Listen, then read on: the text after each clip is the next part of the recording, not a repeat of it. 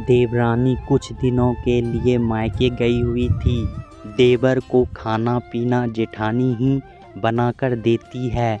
देवर जी खाना खा लीजिए वरना बहुत देर हो जाएगी। रेशमा अपने देवर सुनील से बोली, अरे भाभी बस आधा घंटा बाद नीतू का फ़ोन आएगा। वो काशी पहुंच चुकी है लेकिन वहां वाराणसी के लिए कोई बस नहीं है। मैं गाड़ी लेकर जा रहा हूँ। वहाँ बस के इंतज़ार में कब तक खड़े रहेंगे? आप खाना खा लेना, मेरा इंतज़ार मत करना। अच्छा तो बीबी को लाने की बहुत जल्दी है, इसलिए शायद भूख भी नहीं लग रही है। मैं तो मजाक कर रही थी। आप जल्दी से जाओ और ले आओ मेरी देवरानी को, कहकर रेशमा जल्दी जल्दी काम समेटने लगी, क्योंकि देवरानी इतने दिनों बाद मायके से आ रही थी। ढेर सारी बातों का पिटारा होगा उसके पास, और फिर मायके से आ रही है तो शॉपिंग भी जमकर की होगी। वो सब भी तो दिखाएगी, इसलिए जल्दी से काम ख़त्म कर लूँ फिर आराम से बैठकर उसकी बातें सुनूंगी। काम करने के चक्कर में वो खाना खाने भी भूल गई। तब तक सुनील भी नीतू को लेकर आ गया। देवरानी स्वभाव से अच्छी नहीं थी।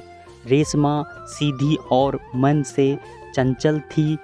रेशमा ने हंसते हुए देवरानी का स्वागत किया और जल्दी से उसके लिए ठंडा पानी और मीठा ले आई और बोली, तुम बहुत थक गई होगी, जल्दी से कपड़े वगैरह बदल लो, फिर मैं खाना लगाती हूँ।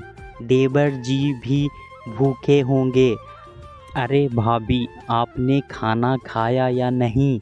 मैं तो भूल ही गया। मेरे चक्कर में भाभी भी बैठी होगी। आप भी अपना खाना हमारे साथ ही परोस लेना। सुनील ने कहा, हाँ हाँ मैं तो काम करने में खाना खाने भूल ही गई। तुम लोग खा लो फिर मैं खा लूँगी।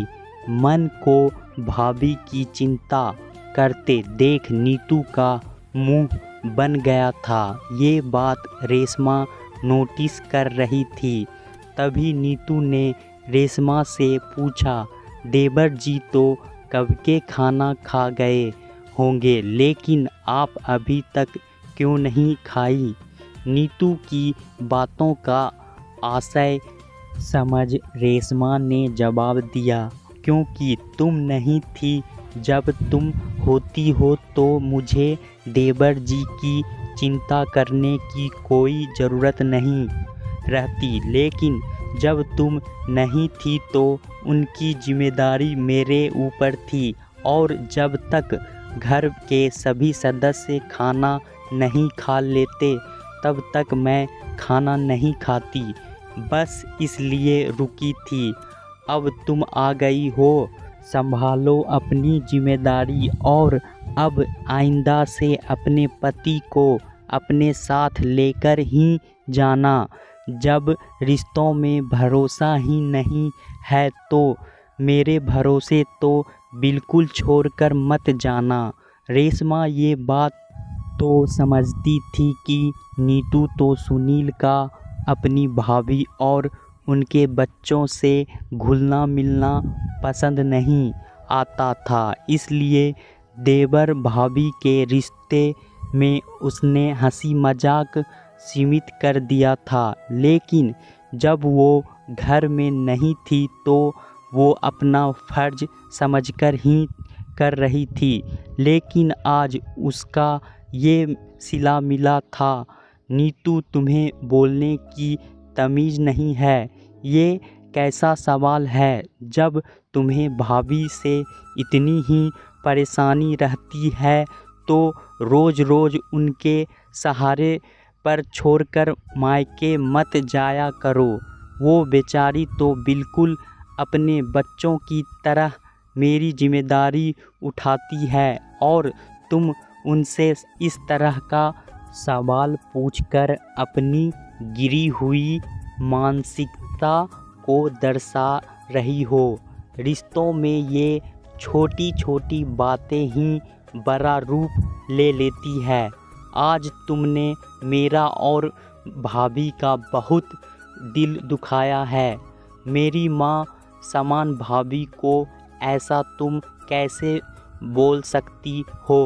नीतू भी मन ही मन पछता रही थी कि उसने भाभी को ऐसा बोलकर अपने ही पैरों पर कुल्हाड़ी मार ली।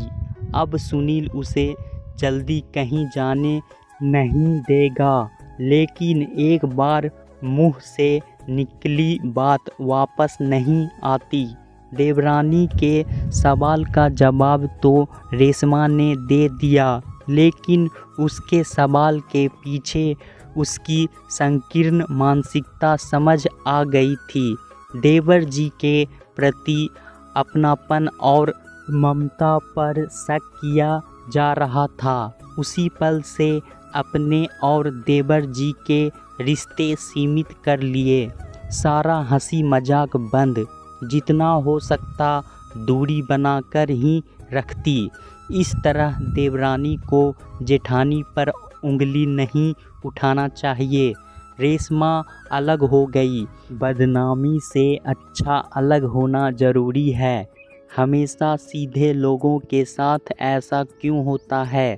उसके हिस्से में दुख, तकलीफ, संघर्ष ही होता है।